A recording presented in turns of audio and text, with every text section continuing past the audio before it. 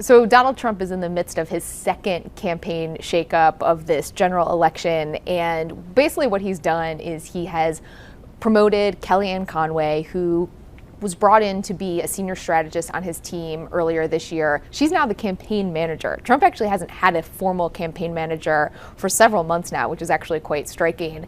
He's also brought in Stephen Bannon, who would only be known to people who read Breitbart News, which is a right-wing conservative website that has been very supportive of Donald Trump and very critical of Republican leadership, including House Speaker Paul Ryan and Senate Majority Leader Mitch McConnell. So Stephen Bannon is now going to be the CEO of the campaign. Kellyanne Conway will now be the campaign manager. And the big question is what happens to a man named Paul Manafort, who has basically been running this operation, this pretty unprecedented operation for the last couple of months.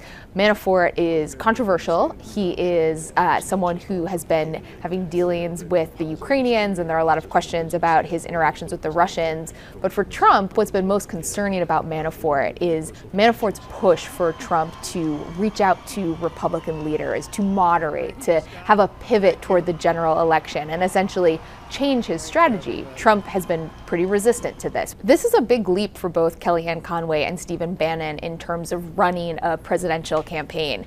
Kellyanne Conway has been involved in presidential campaigns before, but in the primary level. She's never run a general election campaign. Stephen Bannon is someone who comes from completely outside of the presidential campaign sphere. He was a Goldman Sachs banker. He worked for Breitbart, but he's never run a campaign. So what you are seeing really is Trump surrounding himself with people who share his philosophy on the campaign, and that to him is more important than people who have actual operational experience in running a presidential campaign. It's actually quite in keeping with Trump's strategy throughout this entire operation. He prefers people who he gets along with, he prefers people who share his vision, and prioritizes that more than actual on-the-ground campaign experience. Look, having a campaign shakeup 80 days out from the election is never a good sign. At this point, you really want to have your campaign professionalized. You want to be implementing things that ideally you've been working on for months. That's what we're seeing in the Hillary Clinton campaign right now.